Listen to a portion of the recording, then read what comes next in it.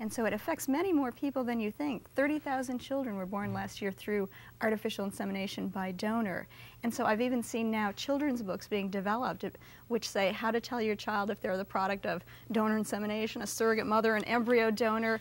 You know, even if it doesn't affect your children or your extended family through infertility, your children will be going to school with these kids. Use Peter Forbes, this Washington gynecologist who donated his sperm when he was in medical school. Sure, and he created 33 different pregnancies while he was in medical school in Washington. He moved to Los Angeles, and he's now telling his children, don't marry anybody from D.C. Well, I don't have a child by anyone from D.C. and he's cut his children through the donor insemination out of his will. I mean, I think that... Well, he's left each one of them $1 if yes, any of them come and find him. Yeah, but I think that points to a real problem with donor insemination. There's no legal limit on how many children sperm donors could have. And I've interviewed some men who say that they provide sperm 3 times a week, could be creating up to 167 children a year. I mean, imagine if you're in a town and the next generation all of a sudden has the same traits of this one donor. I think there should be limits. There should be better screening on both sperm donors and surrogates, because we've had situations where women have gone in to get donor insemination thinking they would be able to conceive a child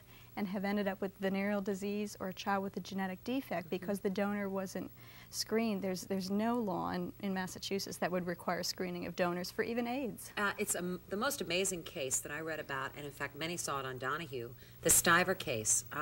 Was it Mataloff? Mataloff, yes.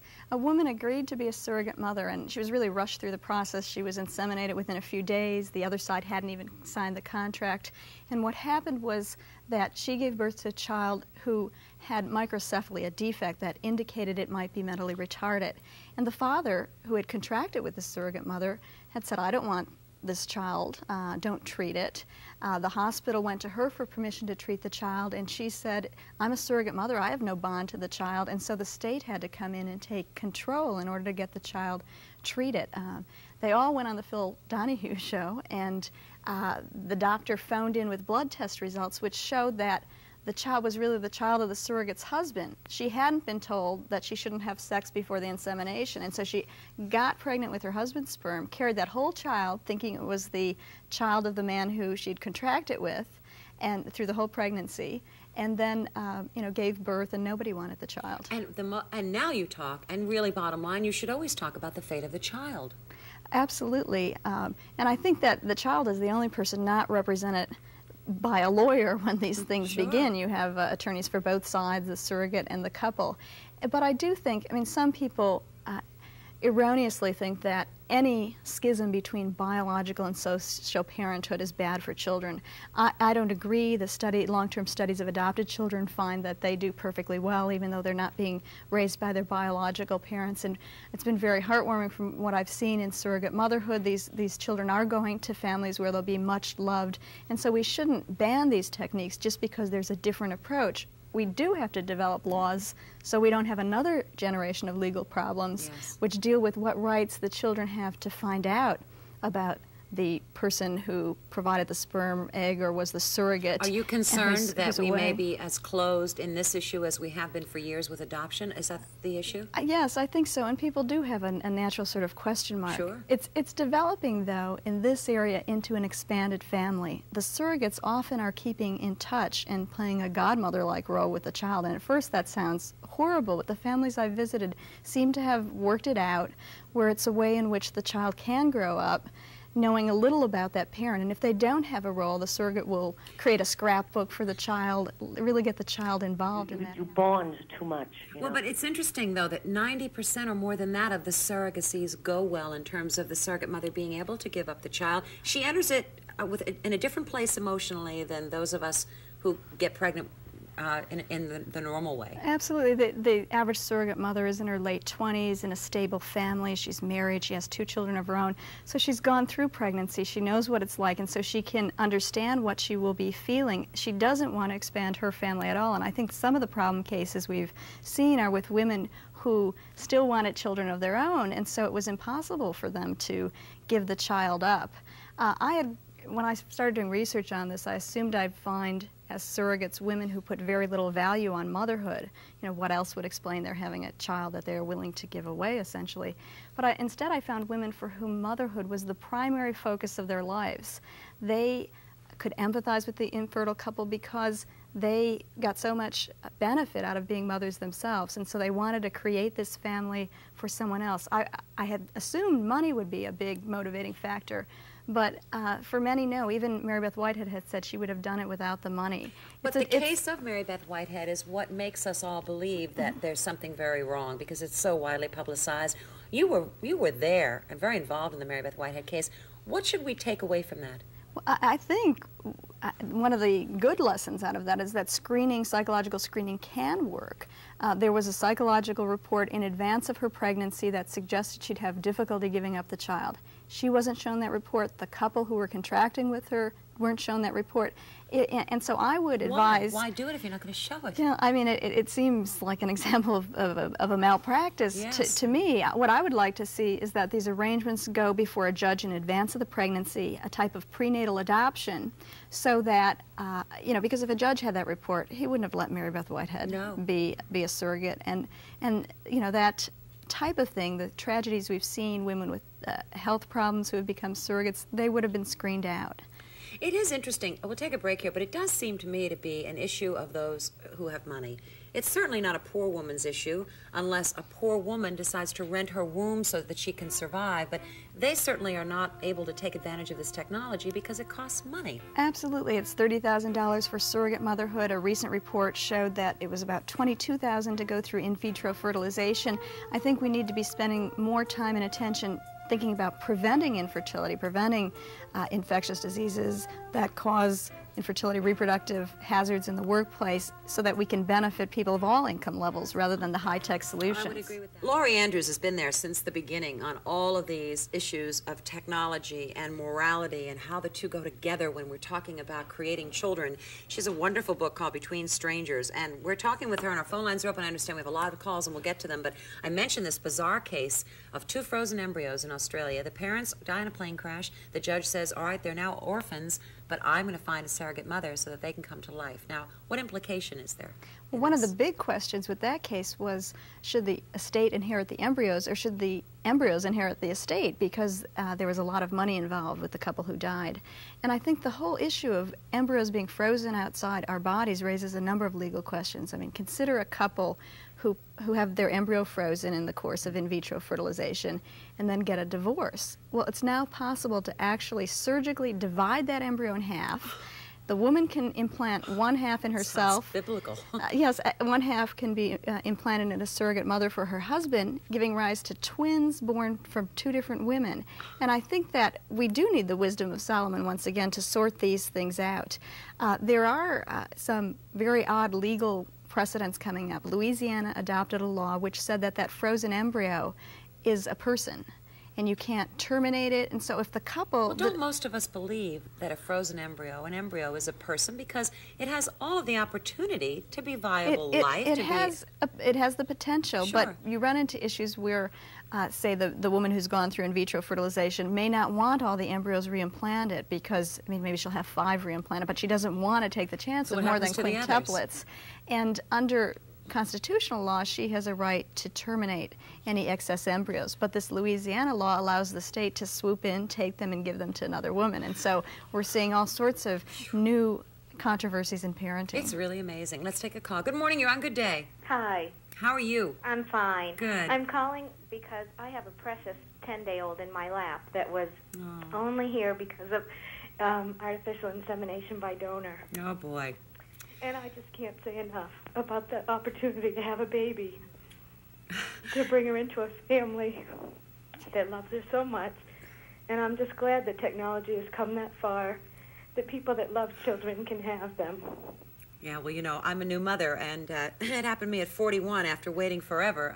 It happened to me just because it happened. I mean, I didn't go through the technology, but I certainly was considering it because I wanted a child so much. So I hear what you're saying. So as far as you're concerned, there is no problem with this, right? Not at all. Not at all. I just, however, you know, if the person feels good about it and the couple feels good about it, it's so nice that we have the opportunity that it's out there. Now, explain how you conceived. Artificial insemination by donor. Okay. What will you tell your child? You know, I don't know. I don't know, except that I don't think it'll be a problem. How could she not feel the love that we have for her? as a married couple. Yeah. It's something that I am not terribly worried about because I think it will come with time. All right, but let's ask Lori for some advice. Or you'd mentioned that some people were worried about it. Sure, physicians for years had advised couples to maintain secrecy, to not tell the children that they were born through donor insemination. But they've found since then that it's a very tough secret to keep. I mean, you might stop talking about this every time the child walks into the room, and that it's actually more damaging to children. And so that if couples are comfortable with telling the child about their unique beginnings, then it should be similar to adoption, where it is disclosed and discussed. And as I said, there are now books being developed to help so that you know how to tell the children how special they are. Sure. And all of that. And I think it's really interesting. More openness is coming about because often unmarried women are turning to donor insemination, and they find it much better psychologically for the child to talk about how they were conceived rather than have the child believe they were the product of some affair that went awry. Yes, yeah. Let's take another call. Good morning. You're on Good Day. Good morning. I wanted to make a couple of comments about surrogacy, which is something that at this point in time I do not support. One of the reasons being I think it's very easy to say after the fact, as in Mary Beth Whitehead's case, that she would have done it regardless of the money. If that were the case, why did she not do that initially? She did try to do it for a relative initially and was turned down. For a relative, that's correct. Without money. Yes, that's for her sister. But I think in this case, as in most surrogacy cases, people are doing it for the money. I think if they truly want to do it from a humanistic point of view, as they say, then they should do it for something like covering medical costs only, if that's what their true belief is. I think, unfortunately, what we're going to start having is sort of baby mills similar to they do puppy mills for people making money on this kind of issue. My other concern, and Mary Beth Whitehead was recently on another talk show, seems to be the child. I think people aren't really looking at what effect this is going to have on the child. Is the child going to automatically know the surrogate mother? Is it something that the child will have access to if they wish to as an adult? In her case now, she was explaining that Sarah is, or Melissa now is her name, is living with the parents who contracted Mary Beth Whitehead. She has regular visits with Mary Beth Whitehead, and now, because Mary Beth is originally separated from her husband, who was there at the time of her pregnancy, the child also is going to be going to visit him. And I think from the child's perspective, I don't care how much you try to explain to a child the rationalization behind that, that's something that child has to live with the rest of their life. I thank you for the call. Let's let Lori speak to both of these issues. Will we end up with baby mills? And you were right there during the Whitehead case, so no one knows it better than you. How do you feel about the fate of the child? Well, I think in this case the child is being used as a sort of bridge between warring factions, and that is sad that they didn't develop this interest in being expanded family on their own. It was forced on them by a judicial decision. But you're pointing out the fact that it would be probably better for the child if the law recognized one set of parents or the other as the legal parents, and I would be comfortable with having enforced the contract in that situation and allow the child to grow up in a more normal environment with the Stearns, and that's how it's happening in most of the surrogate mother cases. If you say we should ban surrogacy, you're really saying that you don't believe these much loved and lovely children should be brought in the world in the first place. And I just don't agree with that. I look at the kids who are the results of these surrogacy arrangements. They're going to homes where the couples have searched deep in their souls to see if they're emotionally and financially able to support a child. And we're, in fact, creating very traditional families that just have this, small blip in their beginning where there's been a different form of conception. Whenever you're concerned about the fate of one child, you have a concern. So if 5% of the surrogacies go awry, then we have a right to be concerned here.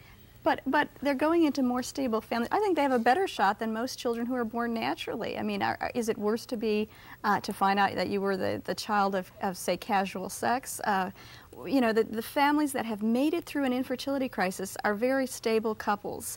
For example, with couples who undergo artificial insemination by donor, if they've stuck together long enough through years of infertility to pursuing a new technique, there's a 1% divorce rate for those couples as opposed to 49% for society as a whole. So these children in the long run are doing better. And I talked to a a woman this past weekend who is 31 years old, is the oldest person I know of who is the result of a surrogacy arrangement.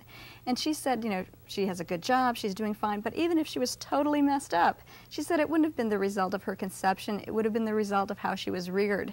And we're focusing a lot on these 9 months. We've got 18 other years that I think these children are going to have good homes. Who owns an aborted fetus, and what about fetal tissue use? There's an enormous controversy going on now because they're finding that to treat Parkinson's or other diseases, you could use transplants from the fetuses. And there's a big debate about whether women undergoing abortions should be able to consent to have the tissue used in medical treatment. Now, I think the state of the law is that the Constitution really protects couples' private arrangements to have a child. The government shouldn't be making decisions and cutting off particular types of childbearing techniques like donor insemination or surrogacy. But I do think there's a role for the government and law in the other uses that might be made of embryos and fetuses. And in this area in particular, there now is a movement to ban payment to women for giving up their abortuses for use in research and medical treatment, and also to prevent women from specifically getting pregnant in order to abort that fetus to use for their father or grandfather or other relative with Parkinson's disease. So these issues of the technological possibilities surrounding reproduction are really forcing us as a society to look at our core and say, what are our values in this area?